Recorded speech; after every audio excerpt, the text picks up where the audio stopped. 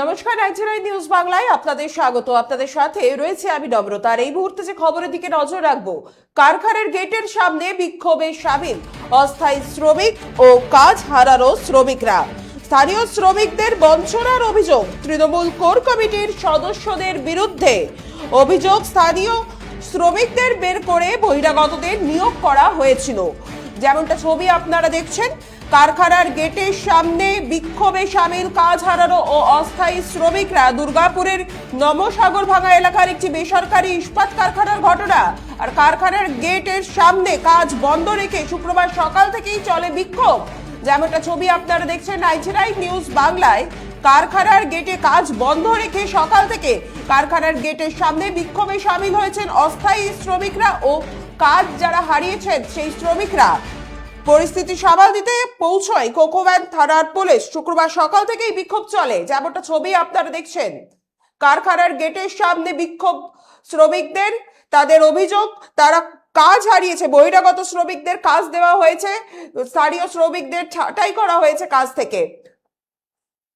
চলছে চলবে চলছে চলবে দেখা ছেলে দাবিতে আমাদের আন্দোলন চলছে চলবে চলছে চলবে সকাল ছেলে আমাদের কাজের আন্দোলনের দাবিতে আমাদের আন্দোলন চলছে চলবে চলছে চলবে ছেলে রিক্রুটমেন্ট করতে হবে ছেলে রিক্রুটমেন্ট করতে হবে এদিকে লোক ঢোকানো চলছে না, ঢুকতে দিচ্ছি না, দেবো না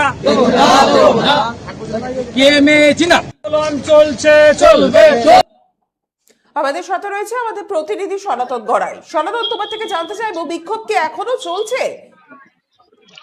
একেবারেই বিক্ষোভে অনড় রয়েছেন এলাকার বাসিন্দারা এবং অস্থায়ী বেশ কিছু শ্রমিক এবং কাজ হারানো শ্রমিকরা। তাদের অভিযোগ, তৃণমূল আমলে তাদেরকে বারে বারে বঞ্চিত করা হয়েছে। তারা যখন কারখানা কর্তৃপক্ষ তাদেরকে বঞ্চিত করত, তারা সেই অভিযোগ তৃণমূল শ্রমিক সংগঠনের কোর কমিটির সদস্যদের জানাতেন। তারপরেও তারা কোন রকম কর্ণপাত করতেন না, এমনটাই তারা অভিযোগ।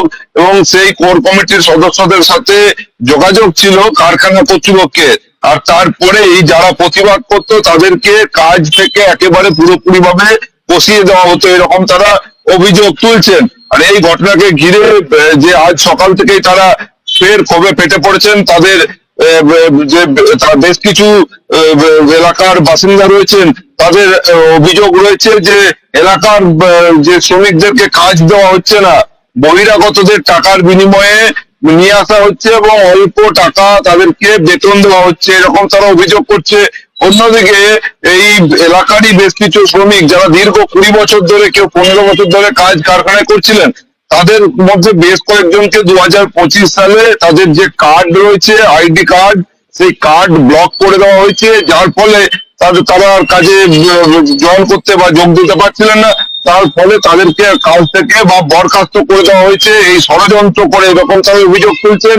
অন্যদিকে তাদের আরো অভিযোগ যে তৃণমূলের আমলে এইসব ঘটনা ঘটেছিল, কারণ তৃণমূলের যারা শ্রমিক সংগঠনের নেতা ছিল, তৃণমূলের যারা কোর কমিটির সদস্য ছিল, তারাই বহিরাগতদের নিয়ে আসতো টাকার বিনিময়ে এবং এই কারখানায় কাজ দিত। তবে এখন বিজেপি ক্ষমতায় এসেছে এবং যারা এইসব ঘটনার সাথে যুক্ত তাদের বিরুদ্ধে কড়া আইনি ব্যবস্থা গ্রহণ করতে হবে। আর যাদেরকে কাজ থেকে বসিয়ে দেওয়া হয়েছিল তাদেরকে কাজে পুনর্বহাল করতে হবে এবং এলাকার বাসিন্দাদের বা এলাকার যারা বেকার যুবক যুবতী রয়েছে তাদেরকে কাজ দিতে হবে। আর যতক্ষণ না পর্যন্ত তাদের দাবি পূরণ হচ্ছে, তারা এই কারখানার গেটের সামনে বিক্ষোভে অনড় থাকবেন। একদম তারা গেট বন্ধ রেখে বিক্ষোভ চালাচ্ছেন। পরিস্থিতি সামাল দিতে পৌঁছায় কোকোভ্যান থানার বিশাল পুলিশ বাহিনী। সনাতন, আরো একটা বিষয় যেটা জানতে চাইবো, কি কারখানা কর্তৃপক্ষ তরফ থেকে কি কোনো আশ্বাস মিলেছে ইতিমধ্যে? একেবারে কারখানা কর্তৃপক্ষের যিনি জেনারেল ম্যানেজার রয়েছেন তাকে আমরা ফোন করেছিলাম, তার সাথে যোগাযোগ করার চেষ্টা করেছিলাম, কিন্তু তিনি ফোন না ধরায় কারখানা কর্তৃপক্ষের সাথে কথা বলা সম্ভব হয়নি। বেশ সনাতন, তোমাকে ধন্যবাদ আমাদের সাথে থাকার জন্য। আমরা শুনে নেবো কি বলছেন বিক্ষোভকারী শ্রমিক। বিক্ষোভ রাখার কারণ হচ্ছে এই যে জনসাধারণ বা লোকাল ছেলেকে যে কাজে নেওয়া হচ্ছে না, বা সবসময় মানে লোকাল ছেলেকে পার করা মানে প্রতিশ্রুতি রাখছে, কাজ লক করছে, এইভাবে তার জন্য গেট বন্ধ রেখেছি। বহিরাগতরা নিয়োগ হচ্ছে। যেমন আমি একটা এমন ক্যান্ডিডেট, আমি 20 বছর যাবৎ কাজ করছি, ঠিক আছে। আমাকে 2025-এ 1 জুন থেকে কাজ লক করেছে, বিনা ইনফরমেশনে, কোনো চিঠি নাই, কিছু না। আচ্ছা, তার পরিপ্রেক্ষিতে বলছে পাঁচ করতে যাচ্ছি, পাঁচ নিচ্ছে না, আর পেছনের লোকটা পাঁচ নিচ্ছে, বলছি মেশিন খারাপ, এই খারাপ, কাল এসো মেশিন ঠিক হবে। এরকম 2 দিন 3 দিন আসি, হঠাৎ বলছে তোমরা এখন 7 দিন পর খবর নেবে। 7 দিন পর খবর নিয়ে দেখছি পরে খবর নেবে, এরকম করতে করতে হঠাৎ 1 মাস পেরিয়ে গেল, বলছে তোমাদের হিসেব বাকি হয়ে গেছে, তোমরা নিয়ে যাও। হঠাৎ আমি কেন হিসেব বাকি কেন নেবো? আমাদের তো কোনো দোষ নেই, আমাদের কেন প্ল্যান চলছে, রানিং প্ল্যান কেন আমাদের বসানো হলো? বলছে না, পয়সা নিয়ে যেতে হবে। আমরা কিন্তু পয়সা নিয়ে নাই, এই মোটামুটি 80 থেকে 85 জন কিন্তু কাল লক করেছিল, আমরা 20-22 জন আপনার মতো পয়সা নিয়ে নাই। এই পরিপ্রেক্ষিতে 20-22 জন আমাদের মানে দায়িত্ব নিয়েছিল আইএনটিসি কোর কমিটির সভাপতি রাজেশ কুমার, ও দায়িত্ব নিয়েছিল না তোমাদের ঢোকানো হবে এই টিএমসি, এবং টিএমসি দায়িত্ব নেওয়ার পরে আমরা কিন্তু ওর ঘর যাওয়া আসা করি বা যোগাযোগ রাখি, বলছে আইন হবে কাল হবে, আইন হবে কাল হবে। তারপর হঠাৎ বলছে না, ভোটটা পেরুক, ভোটে আমরা জিতে আসি। এই করতে করতে ওরা সব প্যাক হয়ে ডিস্ট্রিক্টে ধামা চাপা দিয়ে দিলে, ওরা হেরিয়ে গেল। আমাদের কাজ এখনো পর্যন্ত হয় নাই, কিন্তু আমরা টাকা পয়সা কিছু নিই নাই, বোনাস আছে, পেমেন্ট আছে, সব পড়ে আছে। আমরা ফের যেন আমরা ওই মানে পুনরায় জয়েন করতে পারি, এই অবস্থায় 50 বছর বয়স আমরা কোথায়? তুই কি বহিরাগতরা এখানে ঢুকে যেত নাকি? হ্যাঁ, করতে আমাদের বাইরে থেকে লোক নিয়ে ঢুকিয়েছে, পয়সা মেলা পথে ঢুকিয়েছে। আর যে নেতার নাম করলেন তিনি কে?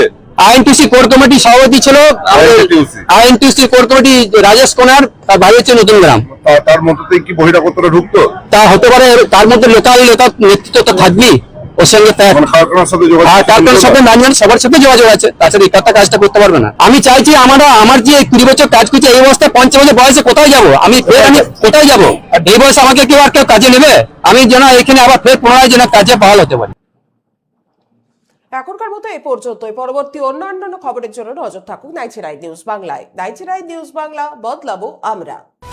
আপনারা দেখছেন 99 নিউজ বাংলা। বদলাবো আমরা।